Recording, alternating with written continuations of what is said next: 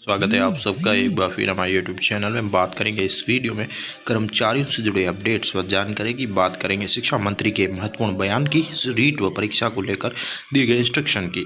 पहली बार है तो लाइक करें, सब्सक्राइब कर लें, आगे भी अपडेट्स मिलते रहेंगे।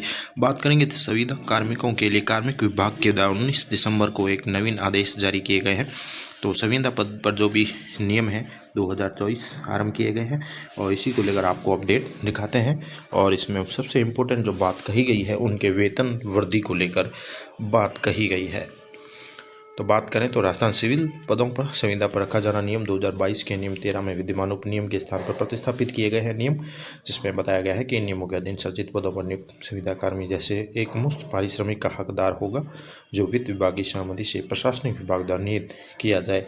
और साथ ही इनके लिए प्रत्येक 1 वर्ष की संतोषप्रद सेवा के पूर्ण होने पर एक मुश्त मासिक पारिश्रमिक 5% तक अगले 100 रुपये पर पूर्णांकित करते हुए बढ़ाया जाएगा। यानी कुल मिलाकर ये बात है कि 1 वर्ष की सेवा होने पर संविदा कार्मिक के 5% जो है मासिक पारिश्रमिक में वृद्धि की जाएगी। और ये एक मासिक पारिश्रमिक वार्षिक वृद्धि या तो 1 जनवरी को या यथास्थिति 1 जुलाई से अनुयोज्य होगी। यानी नॉर्मल जो गवर्नमेंट कर्मचारियों के लिए भी यही है कि उनको वार्षिक वेतन वृद्धि जो दी जाती है अब 2 दिनांक तय है जुलाई से, यानी 1 जुलाई से या 1 जनवरी से दे होती है। तो वार्षिक वृद्धि की तारीख निम्नलिखित रीत से कह सकते हैं कि संविदा कार्मिकों के लिए अच्छी खबर है कि उनके जो है एक मुश्त मासिक पारिश्रमिक 5% तक जो है बढ़ाया जाएगा प्रत्येक 1 वर्ष की सेवा पूर्ण होने पर। तो ऐसे संविदा कार्मिक जिन्होंने 1 जनवरी से 31 दिसंबर के बीच या 6 माह या अधिक की सेवा पारिश्रमिक के बिना छुट्टी की काल अवधि को छोड़कर, यानी छुट्टी की काल अवधि को छोड़कर पूर्ण कर लिए, उन्हें पारिश्रमिक में वार्षिक वृद्धि की तारीख 1 जनवरी होगी।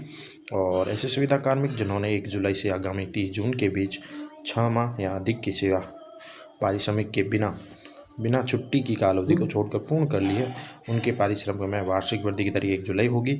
और ऐसे संविदा कार्मिक जिन्होंने पारिश्रमिक के बिना छुट्टी के कारण या ऊपर उल्लेखित वार्षिक पारिश्रमिक वृद्धि की तारीख है जो है 1 जनवरी या यथास्थिति 1 जुलाई को 6 माह से अधिक की सेवा पूर्ण नहीं की है, ऐसे कर्मचारी ठीक बाद आने वाली 1 जुलाई को यथास्थिति 1 जनवरी को 6 माह से अधिक की सेवा पूर्ण करने वाले पारिश्रमिक में वार्षिक वृद्धि के लिए पात्र होंगे। और ऐसी तारीख उनकी पुनरीक्षित वार्षिक पारिश्रमिक तारीख होगी।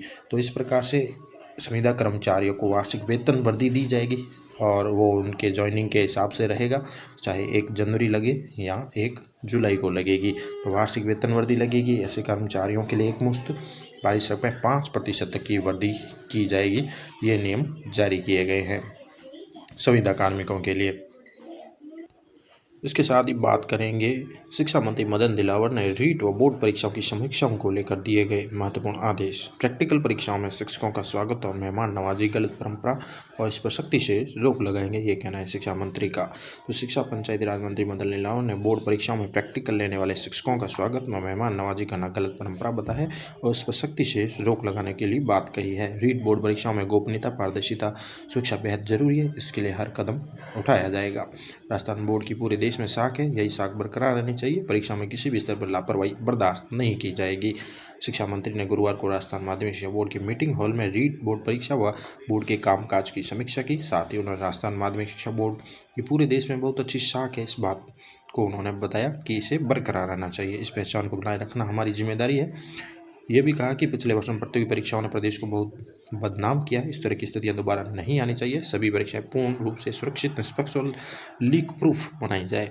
दिलावर ने यह भी कहा कि गत दिनों बिना कॉपी जांचे अंक देने का प्रकरण प्रकाश में आया था, ये बहुत गंभीर मामला है, इस तरह के मामले की दोबारा पुनरावृत्ति नहीं होनी चाहिए।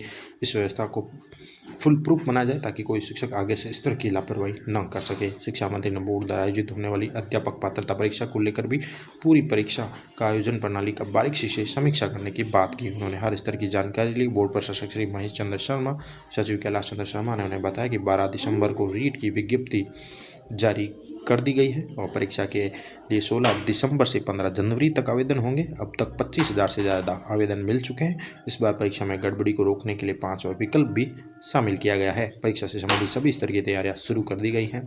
रीट को लेकर मंत्री ने यह भी कहा कि जिन परीक्षा केंद्रों पर आवश्यकता है वहाँ सीसीटीवी कैमरे बढ़ाए जाए, उड़न दस्ते की संख्या को बढ़ाया जाए, अधिक से अधिक इसको प्रभावी बनाया जाए। अधिकारियों ने बताया कि अति संवेदनशील परीक्षा केंद्र पर सीसीटीवी कैमरों से निगरानी रखी जाएगी और विभिन्न जिलों में वीडियोग्राफी होगी। सुरक्षा को लेकर सभी संभव उपाय किए जाएंगे और परीक्षा लगभग जो है 27 फरवरी तक प्रस्तावित है। बोर्ड का प्रयास है इसे एक ही दिन में सभी जगह एक साथ संपन्न कराया जाएगा। शिक्षा मंत्री ने बोर्ड परीक्षाओं में प्रायोगिक परीक्षा लेने वाले शिक्षकों की अवभगत मेहमान नवाजी पर नाराजगी प्रकट करते हुए इस पर रोक लगाने को कहा है।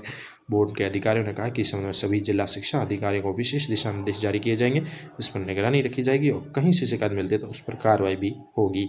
इसके साथ ही दिलावर ने यह भी कहा कि विद्यार्थियों के लिए प्रक्रियाओं को अधिक सुविधाजनक बनाने की सलाह दी ताकि अनावश्यक परेशानी ना हो। दस्तावेजों के नाम संशोधन जैसे प्रकरणों के लिए अधिक सरल सुविधाजनक प्रक्रिया अपनाने की सलाह दी।